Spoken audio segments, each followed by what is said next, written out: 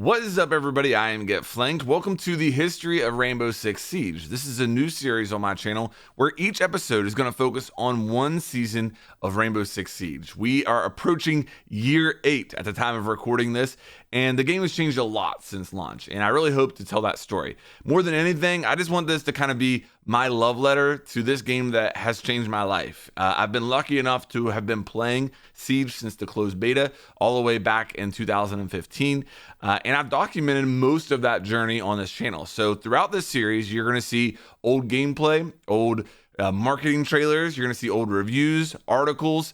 I've done a lot of research on Wikipedia and stuff like that. I'll be throwing some stats at you about the history of the game, where things come from. In this episode, we're going to be focusing on the launch. So what I call season 0. All right. We'll talk a lot about the original reviews, a little bit about where Siege came from, a lot about the concept and stuff like that. I have another episode that's going to drop tomorrow. That episode is going to be all about the first DLC season, I guess you could say, and that is Operation Black Ice. And I wanted to give you an idea of what this series is going to look like. So 2 episodes back to back should give you a good feel for this.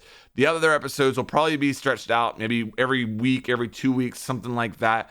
And we'll get into telling this story of Rainbow Six Siege. If you're somebody who's been playing since the beginning, I think that you'll see a lot of stuff here that'll bring back some good memories, maybe some stuff that you forgot. If you're somebody that just started playing the game, maybe over the last couple of years, I think there's going to be some things here that might surprise you about the way the game has changed over time and how it used to be. So with that said, let's jump into it. The story of Siege begins with a game called Rainbow Six Patriots, which was supposed to be a tactical game, but with much more of a focus on story and narrative, especially compared to Rainbow Six Siege, which doesn't have a campaign. Rainbow Six Patriots eventually got tangled up in development hell due to technical shortcomings and was canceled. Ubisoft then decided to reboot the Rainbow Six franchise with Rainbow Six Siege. Development of Siege officially began in January of 2013 at the Ubisoft Montreal studio. Now, I'm not somebody who followed the development of Rainbow Six Patriots closely at all. Most of what I have learned about the game came from reading about Rainbow Six Siege on Wikipedia. But if you're somebody who's interested in more about that game, there's entire videos out there dedicated to Rainbow Six Patriots, the development, and what went wrong. So you can check those out. Based upon the gameplay I've seen, it did look pretty cool. I would have liked to have seen what that game turned into if it was actually released.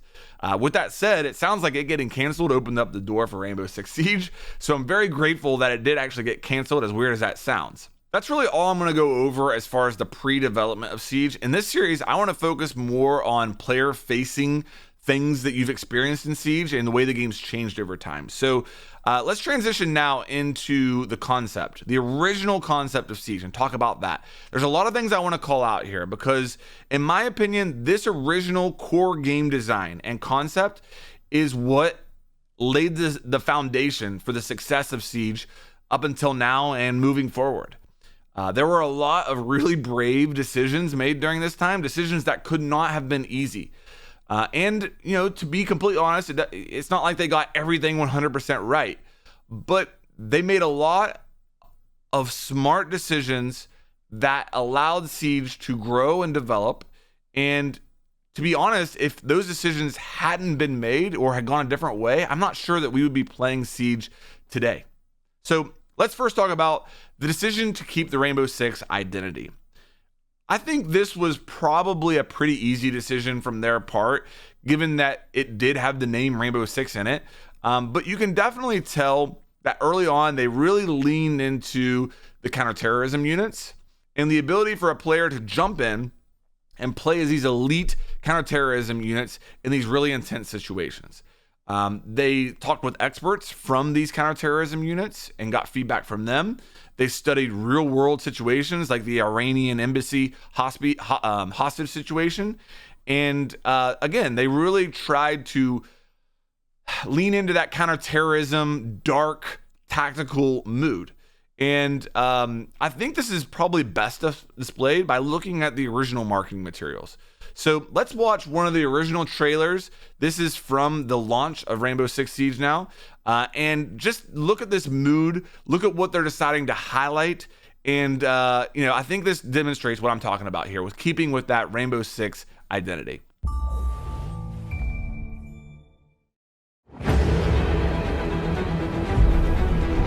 Rainbow Six. Experts in close quarters battle and hostage rescue. Assembled from special forces teams around the world. The counterterrorism units. We've run ops in 47 countries.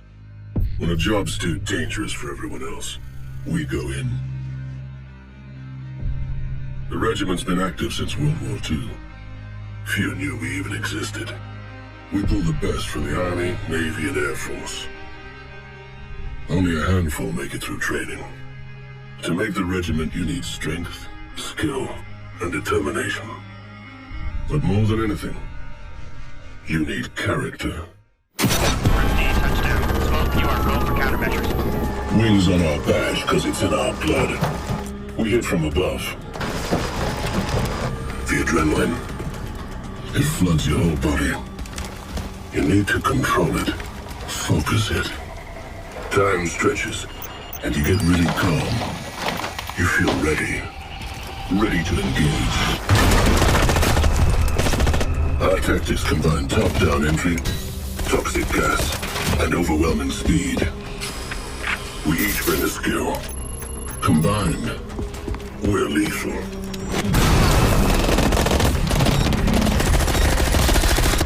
It's what we do.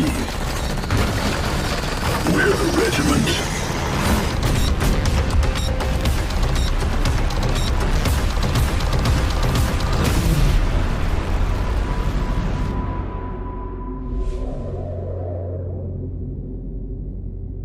So you can definitely see from that trailer how different that is to the way the game is marketed today. There's no doubt about it. The art style, I guess you could say, or the mood in Rainbow Six Siege has definitely changed over time. And that's normal. A lot of people say that Rainbow Six Siege went from like a tactical game to an arcade shooter. I don't think that's true at all. But no doubt about it, the game has kind of gotten away from these real world counterterrorism units into the more fictitious, I don't want to say cartoony, but like almost maybe sci-fi theme that it has going on. Like the new factions are fictitious and made up. Night Haven isn't a real CTU unit that exists in the world. So that's a difference in the way that the game has changed over time. That doesn't make it good or bad necessarily. I think it's normal for a game that's been out for 7-8 years to change, and I think it's okay for games to change, but just something that I wanted to highlight there. Next thing that we have to talk about regarding the core concept is destruction, okay? The destruction is what sets Siege apart. And we have seen destruction used in other games, even at the time that Siege was released. Destruction in a shooter wasn't new. But in most games, destruction was a gimmick. Battlefield, you could say maybe there were some gameplay ramifications from the destruction in that game. For example, like a building would fall, but it wasn't destruction like Siege has destruction. Nobody had done destruction like Siege did destruction. And I think that's probably true today. I can't think of another game that plays like Siege that has the type of in-depth destruction that Siege has in its maps. And when you think about the fact that Siege is now 7, approaching 8 years old, that's pretty amazing that nobody has done it as well as Siege did. But that destruction is what really allowed for Siege to separate itself from other FPS games.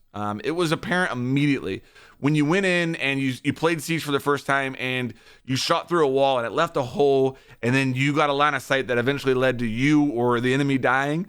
That was a new experience. You're like, whoa. It kind of opened up your eyes like, this game is different and this game has a lot of depth to it.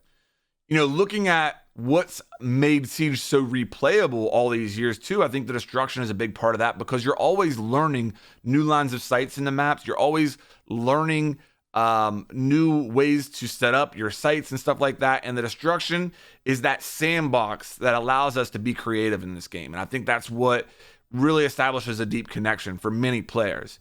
The destruction is such an important part of Rainbow Six Siege that the game was originally called Rainbow Six Unbreakable. I didn't know that until I was doing research for this. So, the fact that it was called Rainbow Six Unbreakable probably speaks to how important they viewed the destruction to the core concept of Siege.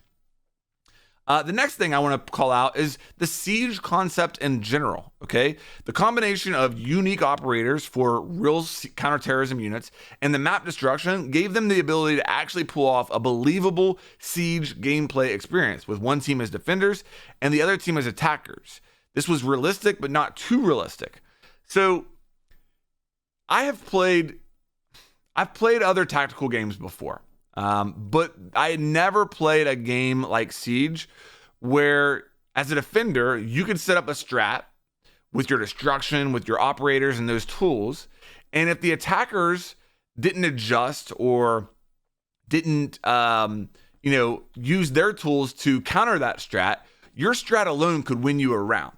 And I'd always wanted that in a game. I'd always wanted to play a game where you could outthink your opponents. And, coming from a background in Call of Duty, I felt like the gunplay was so heavily emphasized in Call of Duty that even if you had a good plan with your teammates and stuff, it could help.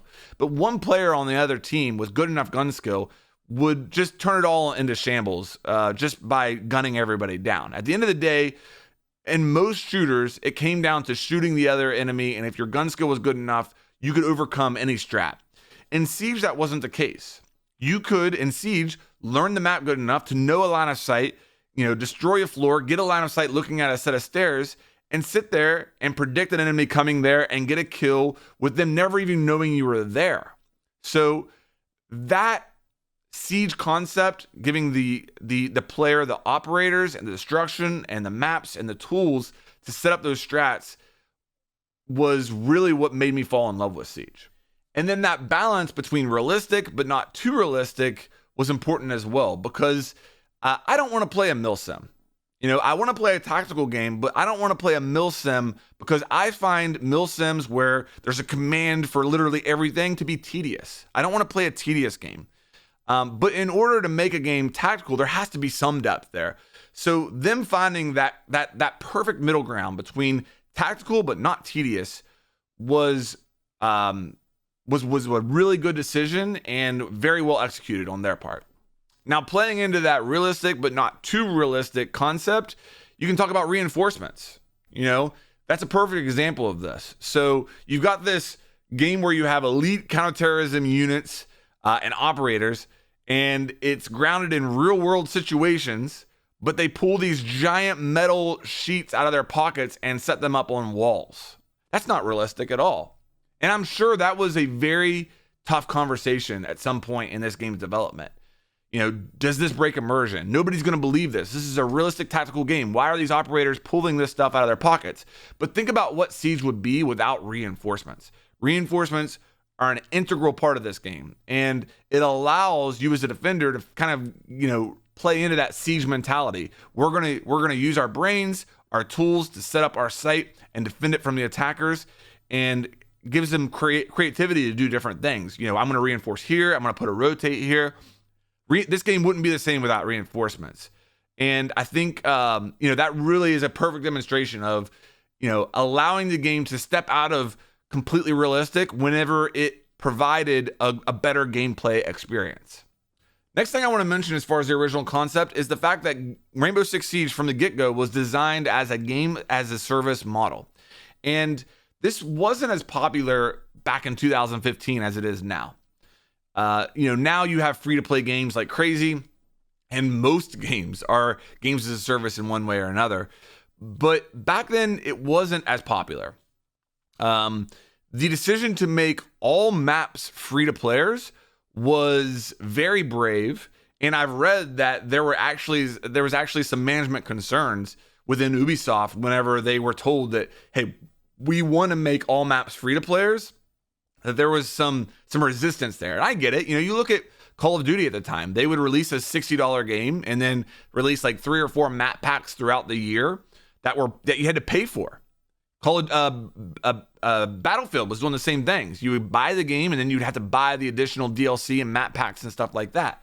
So for Siege to do it for free probably had a lot of people scratching their heads. But what that did was it kept the player base united. And I think that's so important because as a Call of Duty player, I would buy usually like the first map pack. And then after like a week or so, you would have a hard time finding matches because not the majority of the players didn't own the map packs. And a lot of the people didn't want to play them because they had the option of playing the maps that they already knew. And so you would just sit there and match make, and it would take forever. And then they eventually would put a button in to disable it. So you ended up paying money for these maps and never using them. And I think the decision to make the maps free to all players allowed all Siege players to stay in the same matchmaking pool and to learn these maps together. It wasn't an option to go and play a new map. You were going to play the new map, and it was exciting to play a new map. You were like you could be the first person to discover a line of sight or to learn a new strat on how to defend this site. It was really a cool feeling, and I think the decision to make all the maps free to players was brave, and I'm glad that management bought in because I think it's one of the core decisions that allowed Siege to succeed. The next concept I want to mention that I didn't realize was part of the development of Siege is that Siege was always designed to be an esport.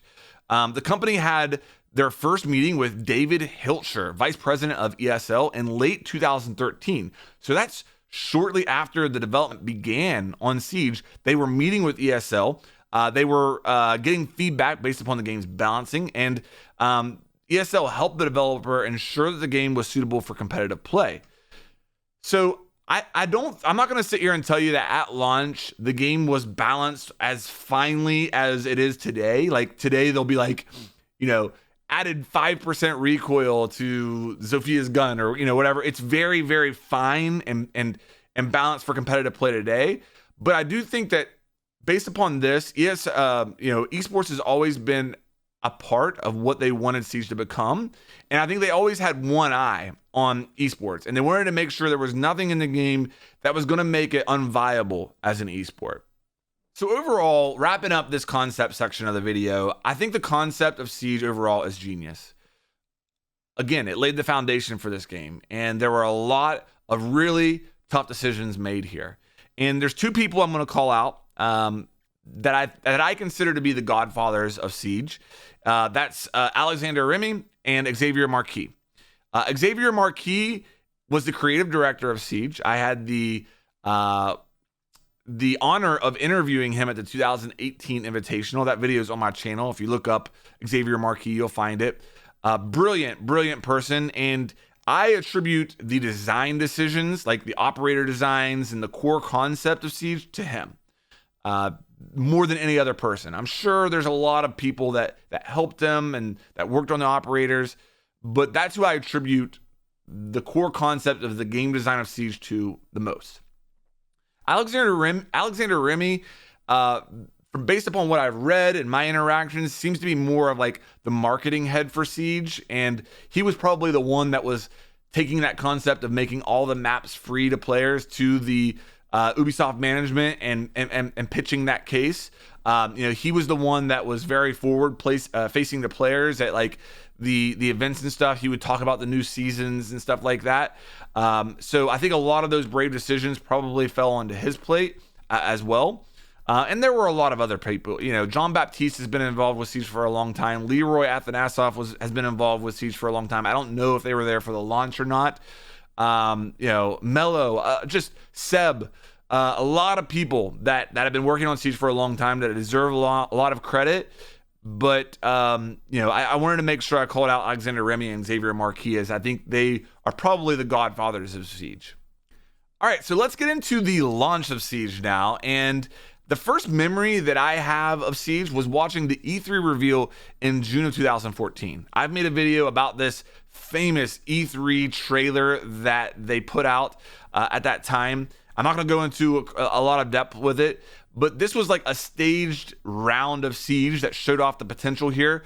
There's a lot of things that changed even from that trailer to the game's release. For example, like in that game, you see, I think it's Thermite. He puts a hole in just like the floor, just anywhere. They're playing on house and it's not a hatch. He just puts a hole in the floor and they drop through it. Imagine how broken that would be. Like that was a very good design decision to make sure that didn't make it into the game. I think there's like a defender that goes outside and like hides. So that never made it into the full game. Like the operators like helicopter into the roof, which I think would be interesting to try out, by the way. But I was immediately interested in watching this trailer. The trailer did its job. It got me interested. So at that time, I was playing Advanced Warfare Search and Destroy. That's where my channel started, was making Search and Destroy tip videos. And I like Search and Destroy because of the emphasis on one life, no respawn, and the tactical gameplay you could get out of it. So whenever I saw Siege in that trailer, to me, that looked like Search and Destroy on steroids. It looked like the game that I've been waiting for. Like, hey, I like Search and Destroy and COD, but I want more. And this game looks like it's going to give me the tools to have a more in-depth experience. Some of the things that I like about Search and Destroy, but taken to the next level. And I honestly think that that's pretty close to what Siege was and is Search and Destroy on steroids, you know, giving players a bigger sandbox to play in with more tools with the destruction and stuff. I think it's pretty close. The first time actually playing Siege for me was the closed beta in September of 2015. I saw potential, even though it definitely had some issues. So keep in mind, me coming as a console player, betas weren't as popular then as they are now. So as a console player, playing a game that wasn't highly polished was a little bit weird. And there were definitely some issues with Siege, especially with the matchmaking and stuff. It worked well enough to where I was hooked from that beta and really interested, but there were definitely a lot of problems. I ended up making 2 videos from that beta, and you know, I came away after playing that beta very interested. I couldn't wait to play more. The full release of Rainbow Six Siege was December 1st, 2015 on PS4, Xbox One, and PC. There were 3 different versions you could buy at that time: the standalone game, the Season Pass Edition, which included all the operators from year 1 and a few gun skins, and the Collector's Edition. Speaking of the Collector's Edition of Rainbow Six Siege, that is exactly what I have right here, and we're gonna go through everything in it, okay? I wish I could say I was cool enough to have gotten this originally, but I actually ordered this off of eBay, and I'm really happy with it. There's some cool stuff in here. So let's go through it, okay? First of all, the backpack is sweet, okay? It's, again, playing into this kind of tactical theme. It's got the Molly straps here, the 6 logo there, the old school operator icons on the side, which I think is cool. It comes with more inside. You'll see those. And then on the back, it's got that little sticker right there. I've always wanted one of these backpacks. I've seen them at events, and I never had one. I'm so happy that I finally have one. All right, so the inside is cool. It's yellow, and I hope you can see that. See how it's got the Rainbow Six Siege embroidery, like or logo in there on the fabric. It's got a laptop sleeve. Let's first actually go through this pocket. So the person who sold this included original copies of the game, which is cool because I never had a hard copy of the game that I'm aware of anyway. So Xbox and PlayStation versions with the disc inside. That was cool. This is the original case though. Oh, this is beautiful. It's not even open. Should I open it, guys? This is the original case for Rainbow Six Siege. It's metal. Let's it's in the plastic still. All right, we'll open it. We'll try and get it back in the plastic though. All right, so there's that. Yeah, okay, so the disc is not in there. You can see the artwork in there. So it's just a metal case, which is really cool. What else do we have? We've got a pin. We have a carabiner with a compass still in the case. You'll love to see it. And then here's the other old school operator patches. And that is it for that pocket. Inside of here, I don't think this came with it. I think he just included this, which is like a t-shirt with Sledge. And then what's the operator on the other side? I'm not sure what that is. But it's pretty cool. I don't think it'll fit me, but an old school Siege hat. I think I had one of these. And probably my favorite thing. This is really why I wanted this.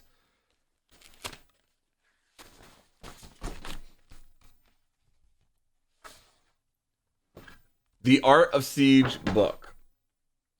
It's the original guide that came with the game. Okay? And it is awesome. I mean, there's so much cool stuff in here. from, forwards from the dev team, the history, the concept, guides for all the operators. All the maps are in here with some cool pictures. Like that picture of Clubhouse, I've never seen that picture before. And all of them are like that. And then in the back here, you get some more like artwork, which is, it's just amazing. Like for a game that I love as much as Siege, like I had to have this, and I'm so glad that I finally got it. Props to the guy who sold it. Like all this stuff is in perfect shape. So yeah, that's the collector's edition, original collector's edition of Rainbow Six Siege. The game originally launched with 10 maps, 11 if you count Bartlett University, that was playable in Article 5 and would later come into the game in multiplayer, and 20 operators, 10 attack, 10 defense. Let's talk about those original operators, okay? And I think some credit needs to go out to the design of the original operators. You think about the game is 7 years old now. How many of those original operators are still in the meta? Sledge, that's the first one I'll call out. Original operator, still one of the highest picked operators for both pro players all the way down to the average player. And that's an original operator, so you just have to credit that design. You look at Ash, you look at Twitch. Twitch has gone in and out. Look at an operator like Mute, Smoke. Smoke has been a cornerstone of defenders at the high level of play from the game's inception, and still is. So the fact that they were able to release those operators so long ago, and they've been tweaked over time, absolutely, but they were able to release those operators so long ago, and that they still translate to the game today is a testament to that original operator design.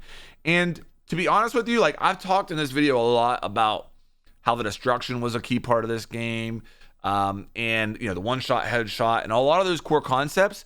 But what immediately grabbed me from the first time I played the game was the operators. The first time you play the game, the destruction, it's there, you notice it, but you don't really know the depth of it. And in some ways, it could be an obstacle. You were learning the maps, and you died from a crazy line of sight or something like that, and you're like, oh man, that sucked. But what connected with me immediately were the operators and the cool tools that they had and how you could identify with them. And the first time that you played as, a fuse and you went above the objective and you put your cluster charge into the floor and you set it off and you got 2 or 3 kills, that was an awesome feeling. And everybody was a fuse main in year one, okay? If they don't admit it, they're lying, all right? Because that happened, and the game was played a lot differently back then. We'll get into more of that later in the video, but a lot of times you would have 5 defenders on site. So if you got above the objective with fuse and did the cluster charge, you would get some kills. And just the operator design was huge, and I think that really allowed players to connect to the game faster than even the destruction and other core concepts of the game. When the game was released, it received pretty positive reviews from players and critics. I think most people recognize the ambition with the game and the fact that they were really bringing something new to the FPS multiplayer genre. Most of the criticism that I've read from the launch reviews centered around the progression system or lack thereof. You have to keep in mind that the game released at full price, $60, I believe. I'm almost certain it was $60, and there was no campaign. The only progression really in the game was the fact that the attachments to the weapons were locked. So when you first started playing an operator, you wouldn't have any attachments on the weapon, and then you would earn renown and be able to unlock those attachments, like the optics, the barrel attachments and stuff, by buying them with renown. That was really the only progression in the game at all, unless you count the situations, which really were just tutorials. So you compare that to Call of Duties, where you've got weapon unlocks, you've got camos that you grind for, you've got zombies, you've got loads of different game modes. Siege released at full price with a AAA game with really 3 game modes. Well, I guess you would say bomb, hostage, and secure area, but really those modes play very similar on the same maps, same concepts overall. And then you've got the T-Hunt, and that was about it. And on one hand, you can look at that and say, okay, if you paid $60 for Siege in 2015 and you got several thousand hours and are still playing the game today, no doubt about it, you got your money's worth out of it. But if you look at that through the lens of like today's gaming, like free to play games and stuff like that, it really makes me wonder, what would the reception to Siege have been like if it was released today? You know, today's gaming space is much different and in many ways much more harsh. And that's not to say that there wasn't criticism around Siege back then. Some of those reviews you read, they point out some of these things that I've mentioned. But would Siege have made it 7 years if it was released in today's gaming environment? Because it had problems. You know, it had a lot of problems, and I can almost imagine a world in which if Siege released today like that, it would get really lit up by content creators, and there would just be a lot of a bad press around it. I think maybe something you can look at and compare it to would be Battlefield 2042. You know, Battlefield 2042 released with no campaign. It had a lot of problems, and it felt overall just incomplete. And it got really bad reviews, and I don't think it's really recovered from that. You know, I looked at one point shortly after release on Steam, and there were very few people playing Battlefield 2042. So, you know, maybe that is a glimpse into what Siege would have experienced. But Siege was always going to be a journey. You know, it was always going to be a games as a service. But, you know, certainly that initial launch was rough. I think it's fair to say. With that said, it did receive several nominations for Game Award events, including Best of Show, Best PC Game, Best Action Game, and Best Multiplayer Game from the Game Critic Awards. It would actually go on to win Best PC Game. So it's not like it was hot garbage. Again, people looked at Siege and recognized the ambition and that it was something different. And I think you have to give Siege a lot of credit for that. As rough as the launch may have been, they were trying something different and they were pushing the FPS genre forward. And there's a reason why nobody has just blatantly copied Siege and has made a game with the same type of destruction. It's tough to do. It creates a lot of problems. And, you know, with the success that Siege has had over the last 7 years and the money that it's made and the amount of players it's attracted, surely if it was easy to make a game like Siege, somebody would have copied it by now. But I don't think a lot of people really want to take a project like that on because, you know, you think about like the sound, for example. The way sound works in Siege is it travels a certain route, but then once you put a hole in a wall, that makes the sound travel a completely different way. Like, that's super complex. Not a lot of people want to take that on. And back then, I think you could see that through the problems of Siege at launch. You could see that ambition, and that's what carried a lot of those awards and reviews and hooked a lot of players, in my opinion. And it was good enough at launch that we wanted to keep playing it. As far as the sales numbers go, I think most critics would say that it was slightly disappointing. It debuted at 6 on the UK sales chart. So that's probably pretty low, given for a new AAA release. You know, you want it to be above 6. But let me paint a picture here for you. This was a very competitive time in the FPS landscape, okay? So here's other games that released around that time. Keep in mind, Siege launched December 1st, 2015. Black Ops 3 released November 5th, 2015. Black Ops 3 is one of the best Call of Duties of all time, in my opinion. Black Ops 3 is the reason that I didn't play more Siege in year one. I love Black Ops 3. That was a huge title, and definitely a big competitor with Siege. Destiny released in September of 2015. The Destiny beta is why I got a PlayStation 4. I wanted to try the Destiny beta. That game was awesome, and it was a fresh take on the FPS genre in many ways. Halo 5 released in October of 2015. Fallout 4 came out in November of 2015. Fallouts are always a huge draw. Star Wars Battlefront released in November of 2015. So a lot of competition there in the FPS space, and people only have so much money to spend on games. So you're looking at Siege versus Black Ops 3, Destiny, Fallout 4, Star Wars, Halo. It's tough. And when you look at it through that lens, maybe number 6 isn't that bad. All right, so now let's get into the patch notes for Season 0, all right? We'll go through every patch that released during that season and talk about the changes, and there's some interesting stuff in here, okay? gives us a little bit of insight into the core design of Siege, actually. So shout out to Liquipedia. They have by far the best archive of patch notes that I've seen. Scroll all the way down here to the bottom, and you get to patch 1.1.0. That's the Rainbow Six release. And then 1.1.1 is the first patch, and that came on December 16th. So about 2 weeks after launch is when they got the first patch. All right, first thing I want to call out here is a team killing reduction. So they implemented an auto kick feature for intentional team killers. So at the launch of this game, the way that I read that is that there was nothing to stop people from team killing at all. So you could just team kill the whole game and nothing would be done. And then they implemented this feature that would kick people when they team killed. I don't know if I remember it correctly, it was on your second team kill. Like you could get one team kill, but then the second one you got kicked. But they throw some stats out right here, which is the issue has been noticed since the open beta. We witnessed an exponential growth of griefers intentionally team killing. 1.3% of the matches were affected in the beginning, and then it went as high as 7.8% at the end, which is obviously unacceptable. So they implemented this feature to help dissuade people from team killing. Hit registration improvements. You're going to see a lot about hit registration improvements for like the first year of Siege, pretty much. The hit registration wasn't great, and there were a lot of issues for that.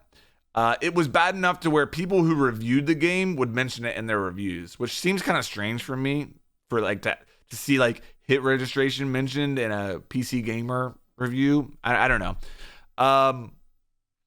Bugs on replication of kill cams. So again, this is a problem that Siege struggled with in one way or another for the first couple of years. You would have situations where what you were seeing as a player didn't match what the server was actually seeing. And that was the case with like shields. So it would look sometimes like you got shot through your shield, but where your shield location was didn't match with where the server saw it was. And that was kind of what they mentioned here. As well as the kill cams weren't lined up well, meaning like you would watch a kill cam, it would look like the person completely missed, but actually that wasn't, replicating what actually happened. So that's something they were focusing on with this patch. Updated the server tick rate for PC. So the game launched with 30 tick rate servers, and then they experimented in this patch with upping it to 60 tick rate servers on PC.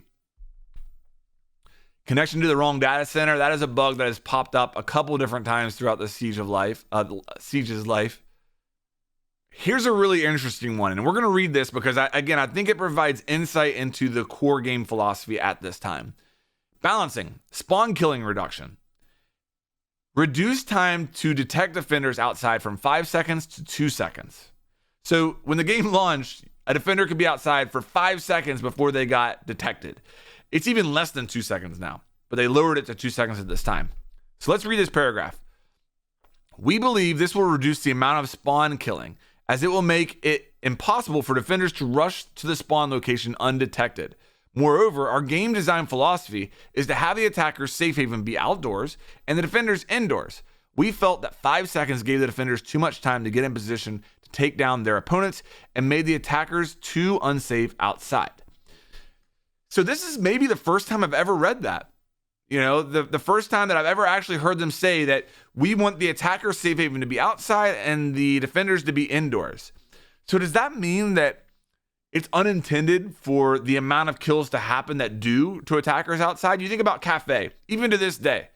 How many times on Cafe does at least one of the attackers die before reaching the roof at the beginning of the round? What percentage of kills in any given round happen before reaching the inside of the map or before reaching the walls of the map? Now, I'm sure that they saw it coming that defenders were going to hit a window and shoot outside. Like, of course they saw that coming. And maybe when they talk about spawn killing, they are literally referring to attackers dying in the spawn. Like, insta spawn peaks. That could be the case because several of those did exist in the beginning where, like, as an attacker, you would spawn and be dead immediately. So maybe that's what they're referring to. But I thought it was really interesting to kind of get this insight into the original game philosophy. Difficulty reduction for Terrorist Hunt Disarm Bomb. This might not seem like a big deal, but Terrorist Hunt, when this game launched, was a core part of the game. Some of the marketing materials that were released as far as trailers and stuff focused only on Terrorist Hunt, and that really played into the legacy of Rainbow Six. So Terrorist Hunt in the beginning was much more than just a place to go warm up. It was a core focus for this game. Interesting that they adjusted Glaz scope visibility. Keep in mind, at this time, Glaz couldn't see through smokes. It was just like a zoomed scope. Glaz is an operator they have always been tweaking with, and I'm not sure that they've ever gotten them right. You know, when we talk about original operator design, maybe you have to mention Glaz as original operator that they've just never really been able to find a good spot for. Okay, let's move on to the next patch, patch 1.2. And that released on January 7th for PC. Again, hit registration improvements. Updated the server tick rate for all PC users coming to consoles soon. So they experimented with 60 tick rate servers. They were happy with that. So now on PC, there's 60 tick rate servers, and they're looking at bringing it to consoles. Data center selection is now possible. So they actually go into instructions on how to go into your game settings file and adjust your data center here. Before, you couldn't do that. I still think that this option should be in-game in the menus. You should be able to do that, but that's just my opinion. Matchmaking improvements. Added a criteria that increases the odds of pre-made parties being matched against a squad with an equal number of pre-made parties within them. So maybe, at this point, there was nothing in there that kept, groups playing against groups. I wonder, did that continue for that entire life of ranked? Skill criteria originating from a player's region is now more precise.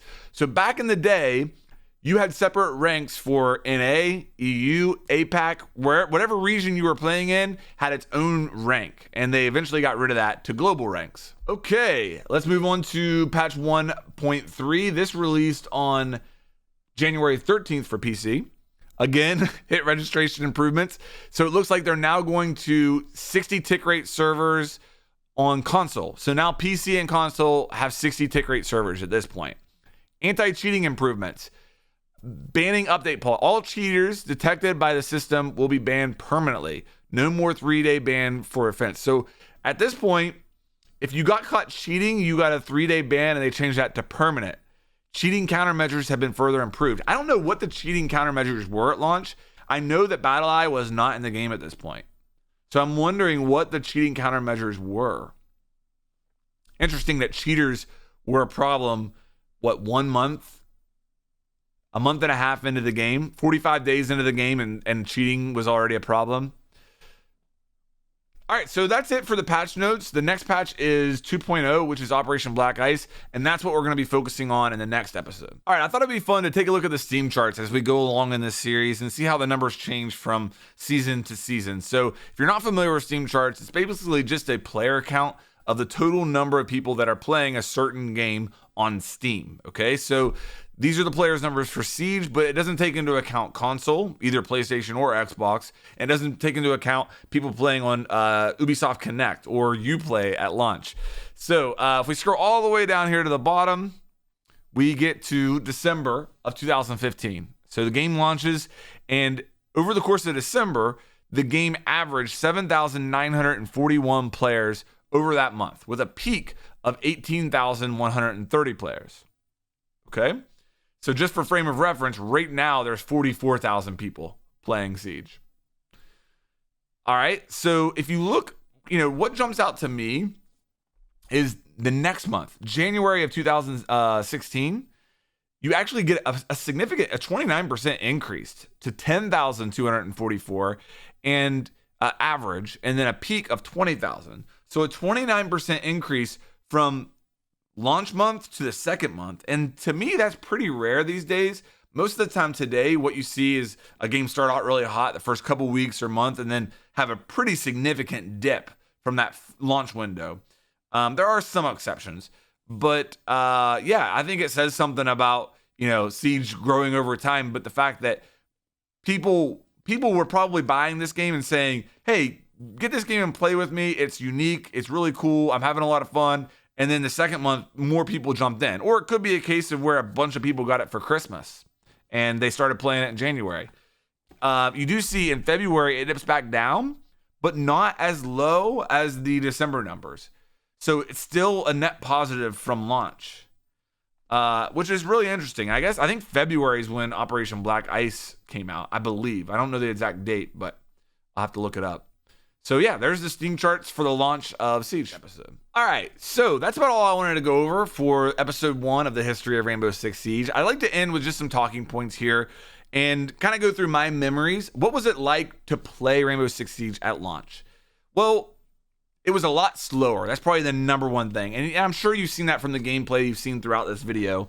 It was a lot slower because the game was so punishing. I remember as a player, you didn't know the maps, and you'd be walking through the rounds and rappelling and doing all this stuff and like trying to be like really tactical and sneaky, making your way towards the objective, and then you would just die like that to a one-shot headshot from somebody you never saw. And it would actually be kind of like scary, like just really intense and scary. And it would make you play really cautious because you felt like you could die from anywhere and you didn't know, the tendencies of players yet. So it felt really slow, but really intense. Okay. We weren't good at droning at all. And I'm not speaking for all skill levels here, but for me, like the first year of Siege, I thought that drones were just used to find the objective. Like I would drive my drone to the objective, I would locate it, and then that way I knew where I was going as an attacker, and that was it. I really didn't drone from there on out much at all, if any. And I think that was like that for a lot of players. So, defenders played a lot slower as well. As a defender, you kind of stayed on site more. You put your reinforcements up and kind of turtled in and anchored more. But the aggro defender didn't develop over time, sure, but it wasn't as popular in the beginning. The community was cool. I think that we all kind of had a sense at that time playing the game that this was something new and we're all learning this together. And we're in a sandbox here where there's a lot of creativity, but there's also a lot of depth. And I remember specifically like asking questions like, hey, how does this work? And having people like most times in chat that would be cool and tell you how it worked and be like, hey, do you want to party up after this game? Hey, do you want to, follow me next round as an attacker? I know where the objective is, or I know this cool spot. I'll show you. That happened a lot in the beginning. And, you just kind of had a sense like we were all in this together. I think whenever I look back at the launch of Siege, really it was a springboard for the future and the success of Siege. But in many ways, as weird as this sounds, the launch of Siege was just like a grain of sand on a beach.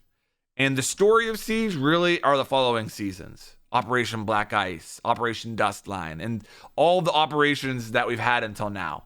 That's the major story of Siege. And I don't want to undermine the development that went into the launch of Siege. I know it was a ton of work, and I talked about that concept and how they set the game up for success there. And that can't be written off. But I don't know. I just kind of feel like when you look at the history of Siege, the launch is just kind of like a small part of it. And I'm really excited to dig into the seasons because that's really where this game kind of started to take shape, if that makes sense. All right, so that's going to do it for episode 1 of the history of Siege. If you enjoyed this, make sure you subscribe. Give me some feedback. What are some segments you'd like to see? What could I do to make this series more engaging, more fun? Are you excited to see more? Don't forget, tomorrow we'll be coming with Operation Black Ice, so keep your eye out for that. And with that said, if you enjoyed, make sure you like and subscribe, and I'll see you on the next one.